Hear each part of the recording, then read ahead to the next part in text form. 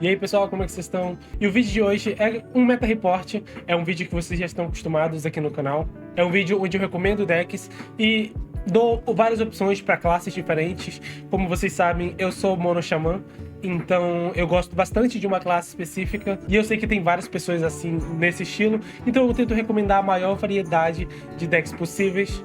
Como padrão nesse tipo de vídeo que eu faço aqui, eu vou tentar recomendar um deck pelo menos de cada classe, porém, como vocês podem ver, tem 14 decks na lista. Então algumas classes vão receber um carinho a mais, porque elas têm opções a mais, opções diferentes também, que é uma coisa que eu prezo bastante. Eu tento trazer uma variedade maior, e como base de dados para buscar esses decks e como meio que comprovar que eles são sim os melhores para usar para se pegar lenda, eu uso o HSC Play. É uma plataforma que tem um tracker, que é o Deck Tracker, que é o tracker mais conhecido para o Hearthstone, que é um auxiliar que te ajuda a ver quais cartas você tem, quais cartas você já usou, quais cartas o seu oponente já usou, para assim te auxiliar durante o jogo. Todo mundo que usa o Deck Tracker acaba lançando as suas estatísticas para cá, e assim você consegue ter uma base de dados muito grande, porque como eu disse, é um tracker bastante famoso. Uma das coisas que o site permite fazer é você filtrar pela data e pelo ranking que você quer alcançar. Como a gente está no início do mês e todo mundo está fazendo a subida para o Lenda, eu mesmo ainda estou no caminho, eu ainda não tive muito tempo de jogar esse mês ainda. Então a minha base de dados vai ser nos últimos 3 dias e no ranking Lenda geral. Eu poderia usar o top 1000, mas também como a gente está no começo do mês, não tem tanta gente no top 1000 ainda. Então eu preferi pegar o do Lenda, que tem uma abrangência maior. E também, como é padrão nesse tipo de vídeo, eu vou falar um pouco sobre o deck principal, explicar o porquê ele foi escolhido, porque nem sempre vai ser o com maior win rate, e nem sempre vai ser o mais popular. Então eu vou explicar o porquê eu escolhi ele, tenho a base de como o deck funciona, para todo mundo poder chegar já tendo uma ideia do que o deck faz. E é claro, todos os códigos dos decks vão estar na descrição, para você só pegar, copiar, jogar no seu jogo e conseguir fazer a sua subida. E vamos começar com os decks. Como sempre, eu vou usar a ordem que está no HSC Play, que é uma ordem alfabética, porém com as classes em inglês. Então a primeira classe vai ser o Cavaleiro da Morte. E como representante da classe Cavaleiro da Morte, vamos ter o BBU Controle, que é o deck controle de 2 runas de sangue, uma runa profana. É um deck bastante conhecido, ele não mudou muita coisa desde o último meta, ele tem se mantido bastante consistente. Você consegue ter uma pressão razoável na mesa no começo, com o Cuidador, as coisas vindo da Cria da Loucura, o próprio Enxame. E além dessa relativa pressão early que ele tem, no que ele brilha com certeza em controlar a mesa. A Elise e o Trambique são extremamente versáteis nisso. Eles conseguem fazer tanto pressões agressivas como ser simplesmente defensivas e você conseguir gerar armadura, ganhar mais vida ou simplesmente combater a mesa ou dar dano. Você escolhe, ambas as cartas são absurdamente versáteis. Com a geração constante de lacaios e, consequentemente, cadáveres, você consegue controlar bastante com o Pterodax ou Explosão de Cadáver. O deck tem uma força considerável em ganhar vida graças ao combo de sanguessugas, que você consegue tanto com o bafo como com a carcaça. Tem a possibilidade de congelar a mesa com o Bob, além de que você pode acelerar bastante cartas muito fortes. Como eu disse, o começo do seu deck é muito focado em você gerar lacaios e assim, consequentemente, cadáveres. Graças a isso, o Maladar consegue entrar muito cedo, trazendo uma peça muito poderosa, como por exemplo o Marin, a Ysera ou o Zilliax. Essas cartas potencializando a Chaladrazil. Então ele é um deck controle, principalmente, porém ele consegue ser versátil, você consegue funcionar como se fosse um deck mid-range, principalmente graças a Elise, mas você tem ferramentas de valor para, junto com a vida que você vai ganhar e o controle de campo que você vai ter, você consegue ganhar o jogo, graças ao Marin, Cavaleiro Sem Cabeça e tudo isso sendo aprimorado pelo Maladar. A próxima classe é o Caçador de Demônios e esse daqui não tem muito mistério, é o deck mais vitorioso e o deck mais popular, que é o deck de Penhasco. O deck de Penhasco também não mudou muita coisa desde a última expansão, tá? Porém foi adicionado o Broxigar, que funciona meio que como se fosse uma missão. mas ele não atrapalha o propósito principal do deck, que é você usar o Saltar no Penhasco para trazer os seus lacaios ou muito fortes ou com o Último Suspiro para flodar a sua mesa. No início você quer garantir a Elise, porque a Elise é o único lacaio que você não quer evocar do Puxado Penhasco. Porém, todos os outros serão úteis de alguma forma. A Bolha de Piche é uma carta muito boa para controlar a mesa. Ele é um provocar que garantidamente vai matar um lacaio e vai gerar mais um provocar e mais uma forma de matar lacaios. O Caçador para gerar mais bolhas. Esse é um combo muito chato de lidar, porque como eu disse, você vai matar um que vai evocar outro, que vai evocar outro, e nem todo deck consegue lidar com isso. E agora nos lacaios grandes, você tem tanto os Ilex como o Marqueteridon e o Inquisitor e Idari. Todo o deck é focado basicamente nisso. E, como eu disse, o Broxigar está aqui apenas como um complemento. Ele funciona sozinho, ele funciona basicamente como se fosse uma missão. Ele traz uma arma no próprio pacote, que pode ajudar no Inquisitor. E caso você complete a missão dele, que é fazer todos os portais de Argos, você vai ter um 12/12 com investida. Ele não é o foco do deck, mas é um auxílio muito grande como um finalizador para esse deck. E um combo possível que é bastante forte quando funciona nas cartas certas é o Colífero. Caso você consiga evocar bastante lacaios pequenos, você consegue fazer isso graças aos lacaios que morrem da bolha ou do penhasco perigoso. Com o Colífero você compra um lacaio e transforma todos os lacaios na mesa naquele lacaio. Então pode ser um ótimo finalizador caso você consiga um Marqueteridon ou um Inquisitor, ou você simplesmente consegue flodar a mesa de Caçador ou Bolha. Então, sempre que ele funciona com 3 ou mais lacaios, é sempre um resultado muito bom para você. Então isso é um deck muito simples, mas também muito poderoso. Agora chegando em Druida, eu tive um problema, porque como vocês podem ver, nenhum deck de Druida tá muito forte, nenhum passa de 50, e o único que chega em 50 tem pouquíssimas partidas.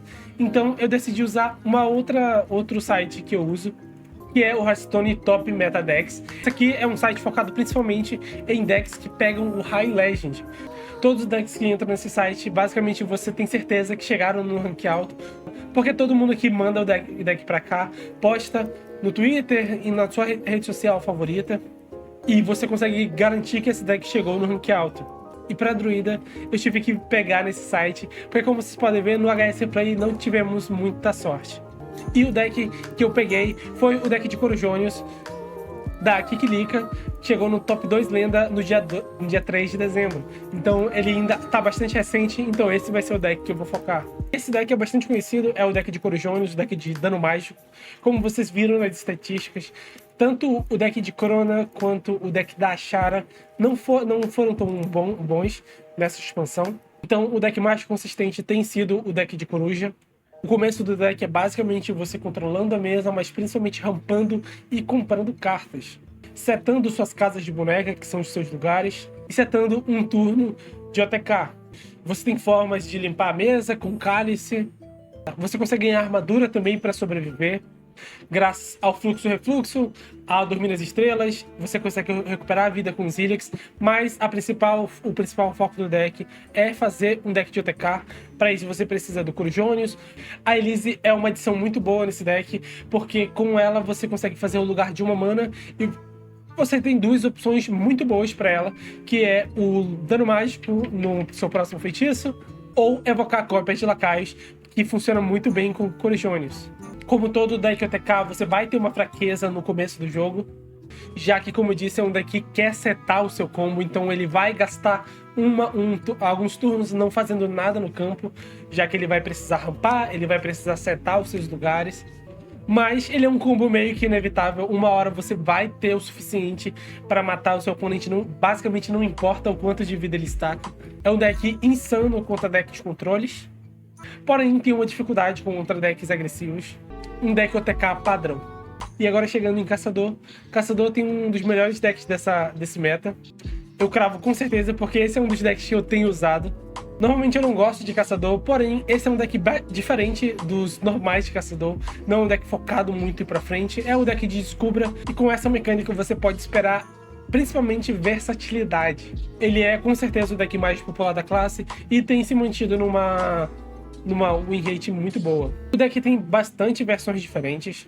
Já vi versões com ou sem a expansão incessante e os Helix, por exemplo. E tirando eles dois, você colocaria um cervejeiro ou outro chaveiro de escaravelho. Com esse deck e os descubras dele, você consegue fazer muita coisa diferente com o batedor Hangari, que consegue dobrar toda a carta que você descobre. E nesse deck, ele é focado objetivamente em descobrir. Além do chaveiro, você tem rastreamento, observação de aves. A Nayeli, você consegue transformar o seu poder heróico em um rastreamento, basicamente. Tanto o Trambique quanto o Chaves, você consegue cartas muito fortes, já que elas vão estar potencializadas. O Trambique, todas as cartas dele são muito boas. E o Chaves vai ter o plus da dádiva sinistra. Lembrando sempre que a magia do Trambique você consegue ser copiada novamente graças ao Pupilo de Passamaré, que também descobre uma cópia caso você lance a magia com ele na mão. E uma forma muito consistente de limpar a mesa e dar dano é o pacote das Sylvanas. São as 3 irmãs que você consegue dar bastante dano, descobrir cartas e buffar sua mesa. De preferência, você quer jogar a Sylvanas por último. E também ela é o seu principal alvo para o Mestre Cervejeiro, já que caso ela esteja completamente destacada, que é você jogar a Aléria e a Veressa, ela vai dar 6 de dano no campo todo. Isso limpa a maioria dos campos, além de ser um dano direto absurdo, que, lembrando, você consegue voltar com o Mestre Cervejeiro e fazer simplesmente de novo. Além de todo o dano direto que você consegue causar, a magia do Trambique sendo o principal deles. Caso você consiga a magia de 6 de dano com o batedor e posteriormente com o pupilo, você vai ter bastante dano, então a Sylvanas vai ser só um complemento para ele. Outras formas de descobrir dano é o Mixólogo, que gera uma poção que também pode ser copiada pelo pupilo. São as erupções do Incendioso. E lembrando que todas as cartas que eu falei que custam 1 podem ser potencializadas com o Aniri. Agora, chegando em Mago, também não tem muito segredo. O deck de Protoss continua sendo o mais viável. O deck de Quest caiu muito. O Arcane e o Elemental também estão bastante inconsistentes. E o deck de Protoss tem se mantido bastante consistente, principalmente pela chegada do Deus, já que é um deck focado principalmente no grito de guerra do Colosso.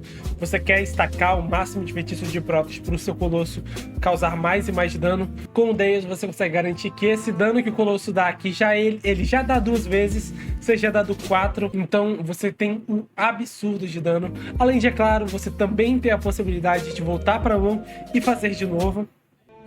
E como ele também funciona como se fosse um deck OTK, você precisa de formas de sobreviver, e esse deck tem bastante formas disso. Você consegue ganhar armadura de várias formas.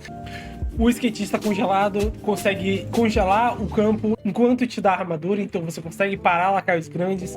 Você tem o Bob para também continuar parando os lacaios dos inimigos. Sem contar que Mago é o comum você não ter problemas em lidar com o campo, já que você descobre muita coisa, principalmente com Poça de Maré e Glifo Primordial. Você consegue garantir outras formas de gerar tanto os feitiços Protoss, como gerar outras formas de você controlar e segurar o jogo, porque é isso que você quer. Você quer segurar o jogo o máximo possível para estacar o seu Colosso. Lembrando sempre que você consegue descontar o custo dos seus Colossos com o Portal de Dobra. Então não é muito incomum você simplesmente jogar Deus, jogar um Colosso custando 0, que vai estar dando 10, 12 de dano 4 vezes. E caso não mate de uma vez, você consegue fazer de novo com outro Colosso ou o Mestre Cervejeiro. Então é um deck bem consistente. Eu tenho jogado bastante com o Midrange Xamã e o Caçador de Descubra.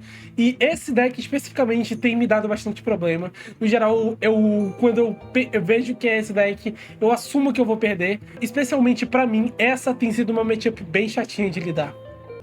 Chegando agora em Paladino. Paladino é uma das classes que, como eu disse, vai ser uma exceção, que vai ter 2 opções de decks. Como vocês podem ver, tanto em taxa de win rate quanto em popularidade, a classe tá bem... Os 2 decks estão bem parelhos. Então eu decidi trazer os 2, já que eles têm propostas bem diferentes. O primeiro deck de Paladino é o Bubble, e os lacaios são muito importantes para isso. A Protetora íntegra, que é o padrão. O Dragonete do Infinito, que tem se provado uma carta muito chatinha de lidar. Já os seus outros lacaios são lacaios o Escudo Divino, como a Pelúcia de Tigresa, o Tanquinista, que é um lacaio com escudo divino que evoca outro lacaio com o escudo divino quando morre. E todas essas cartas de escudo divino são bufadas pelo Torrent, que faz com que os seus escudos divinos aguentem 3 golpes. Então, enquanto ele estiver no campo, o seu oponente vai ter muita dificuldade de tirar os seus escudos divinos. Ele próprio tem escudo divino e, como eu disse, várias outras cartas do deck tem. Além de, é claro, esse deck tem o pacote do Gelbin, que é o pacote de auras, que funciona muito bem. Evoca bicho e dá escudo divino pra ele, cura os seus personagens. Então é um deck bem chato de lidar, principalmente por causa do Torrent, porque, como vocês podem ter percebido, também você roda Cubículo Carnívoro, que você consegue usar de várias formas. Você consegue comer um tanquinista para continuar cuspindo o tanquinista, que vai continuar cuspindo um tanque 7/7. Você consegue comer e ficar cuspindo o Torrent, e ele vai continuar fazendo seus escudos divinos continuarem cada vez mais difíceis de lidar. Principalmente durante o turno do Gelbin, porque quando você joga o Gelbin durante 3 turnos, você vai ter uma pressão absurda. Ele tem uma curva clara de mid-range, mas isso faz também o deck ser muito simples de jogar. No geral, você quer curvar uma carta atrás da outra, cada vez ficando mais forte. A partir do turno 8, você explode, e é problema do seu oponente lidar. Como falamos da versão mid-range do Paladino, a outra versão vai ser uma versão muito agressiva.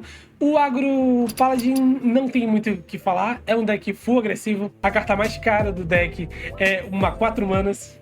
É um deck que você quer evocar o máximo de lacaios possível, o mais rápido possível, buffar esses lacaios e acabar com o jogo o mais rápido possível também. Tem muitos lacaios para evocar, muitas formas de evocar lacaios e muitas formas de buffar também esses lacaios. Com a mão de Adal, a Hora do Cruzado principalmente, e a Oferta Relâmpago. Esse deck eu não perco muito tempo falando, porque não tem muito segredo.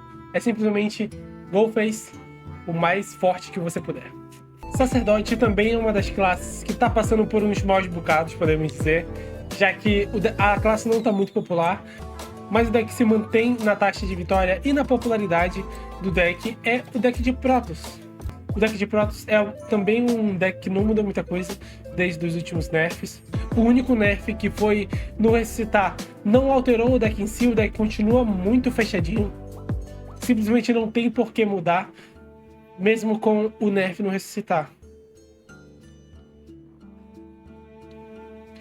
Já que ele é um deck bastante controlado, já que você sempre vai ressuscitar o seu peixe do dia, a sua sentinela e a sua destruidora, ou o seu zelote como custo 3. E a ideia do deck é basicamente isso: você quer ressuscitar os seus lacaios várias vezes, principalmente a sua sentinela, porque assim você faz a sua nave mãe custar mais barato, e a sua nave mãe gera lacaios Protoss aleatórios tanto quando entra, tanto quando morre.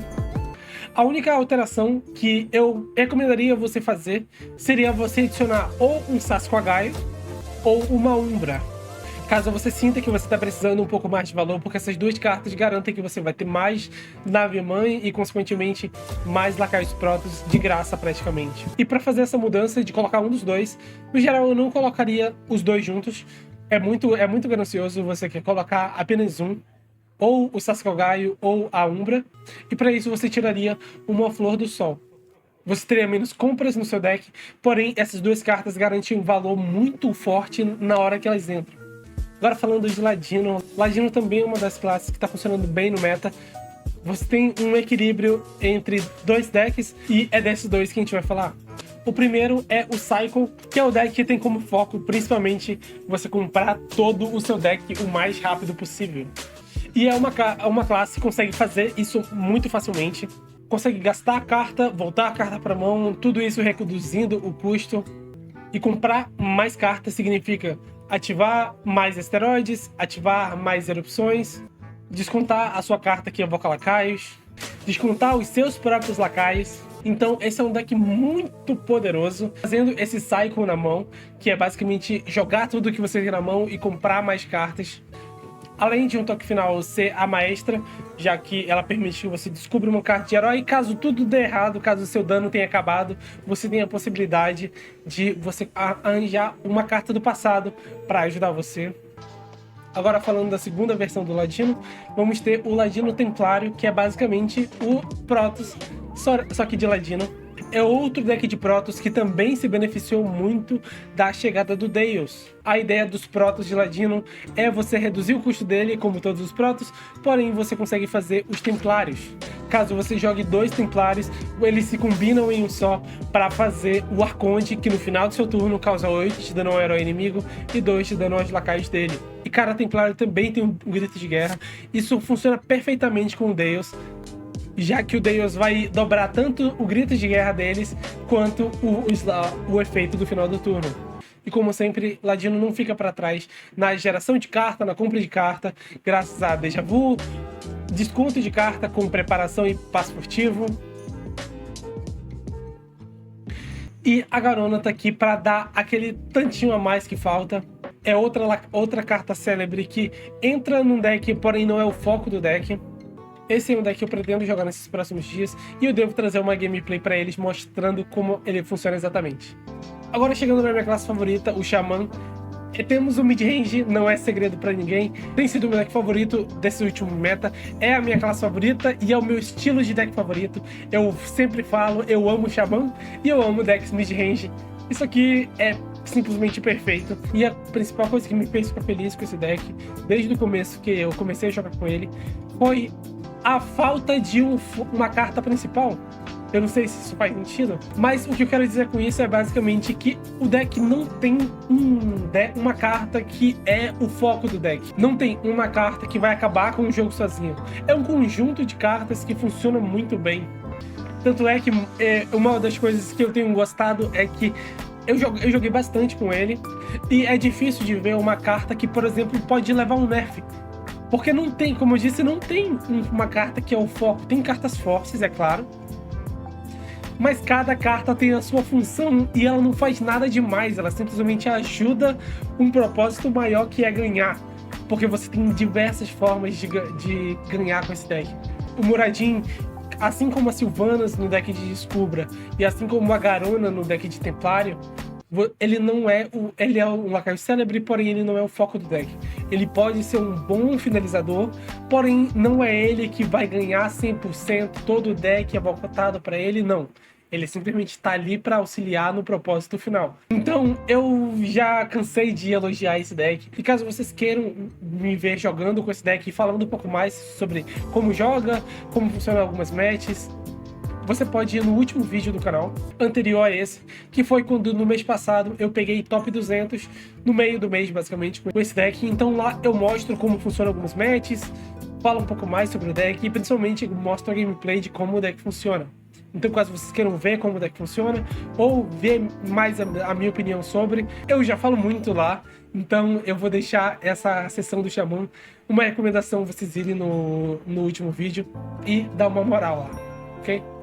Agora chegando em Bruxo, é uma classe menos popular atualmente no meta, porém ele tá forte, principalmente com o deck de ovo, e ele vai ser o deck que eu vou recomendar. Tem um porém só, que é um deck um pouco difícil de lidar, mas ainda assim vai ser o deck que eu vou falar, porque é um deck bastante divertido de jogar também. O deck de ovo não tem muito segredo, o foco do deck é você ativar o ovo de Kelos o mais rápido possível. E você tem diversas formas de fazer isso. Você consegue tanto com buffs, quanto destruindo seus próprios lacaios, causando dano a ele de diversas formas. E o propósito é o mais óbvio, que é você chegar no Kelos o mais rápido possível, já que ele é uma 20/20 com provocar, que vai garantir muitas matches agressivas. Além de você ter muito valor contra decks mais lentos, já que tanto com a Umbra quanto com o Arquidruida dos Espinhos você consegue repetir várias vezes o seu ovo de Kelos, gerar mais ovos que consequentemente geram mais Kelos, que além de ser um próprio 20/20, com a ajuda da Gosma, podem se tornar um buff de 20/20 por 2 manas. Então é um deck bastante divertido. Ele é um deck um pouco chatinho de jogar no começo, você precisa de um tempo para se acostumar com ele. Porém, após se acostumar, ele é um deck que com certeza vai te garantir bastante vitória. E agora falando sobre a última classe, o Guerreiro, também eu peguei 2 opções, principalmente porque as 2 opções são bem diferentes e ele tá bem balanceado. A versão com menos win rate tá bastante popular e a versão com mais win rate tá um pouco menos popular. E elas estão meio equilibradas, e como são propostas diferentes, eu decidi trazer as 2. O primeiro deck é uma versão controle, é uma versão já conhecida, que é a missão de guerreiro. Entrar na Cidade Perdida, que tem um propósito muito simples: você quer sobreviver o máximo possível, para assim começar a jogar as suas recompensas, e todas as recompensas são muito fortes. E para sobreviver esses 10 turnos, você tem bastante formas de ganhar armadura, controlar a mesa, comprar cartas e rampar. Com isso você consegue ter mais remoções mais eficientes, como Briga, o Invasor, o Bob e o próprio Dracorex. Tudo isso em prol de você conseguir completar a quest, e a partir da quest você tem diversas condições de vitória. É um deck controle, também é muito simples, porém é bastante eficiente. E para finalizar a lista, eu agradeço a todos que chegaram até aqui. Temos o deck de dragão de guerreiro, que é um deck muito simples, principalmente por ele ser um deck de tribo. Sendo deck de tribo, é um deck mid-range, e sendo um deck mid-range, é um deck bastante simples, já que ele funciona basicamente com uma curva. Você joga lacaios no turno 1 e posteriormente no turno 2, cada vez vai aumentando a força dos seus lacaios no decorrer dos turnos. Sinceramente, tem pouquíssimo segredo nesse deck. É o mais óbvio que um deck mid-range pode ser. Você tem formas de machucar os seus lacaios, além das trocas, e buffar esses lacaios machucados. Você tem possibilidades de dano direto, tanto com feitiços como com lacaios. O Logos entra também aqui como uma carta célebre, que vai ser um apoio, não vai ser o foco principal, mas é um apoio muito forte, já que ele é um 7/7, que vai virar um 12/12, que vai virar outro 12/12. Então é uma carta simplesmente muito sólida para esse tipo de deck que quer simplesmente acabar com o jogo com os seus lacaios cadenciados.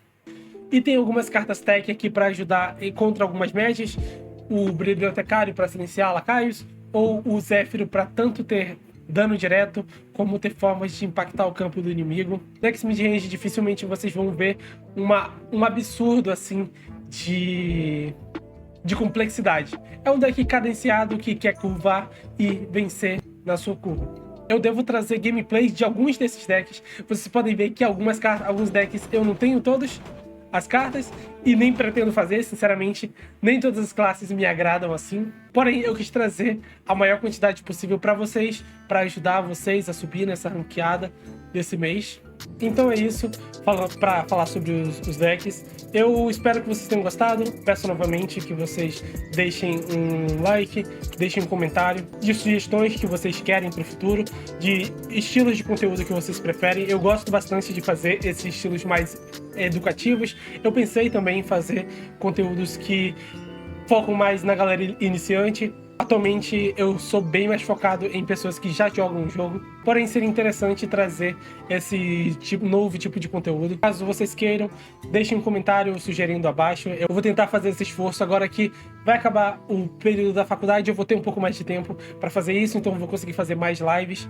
E é por isso também que eu peço que vocês me sigam nas redes sociais. Tem a Twitch, que é onde eu faço live principalmente. Temos o X, que é a principal rede social que eu uso. E agora também eu vou começar a fazer cortes, tanto dos vídeos quanto da lives, e postar no TikTok. Então eu peço que vocês me sigam nessas 3 redes sociais. Além de, é claro, se inscrever e curtir e comentar aqui no YouTube. É isso. Agradeço a todo mundo que ficou até aqui. Agradeço bastante mesmo. Até a próxima. Valeu!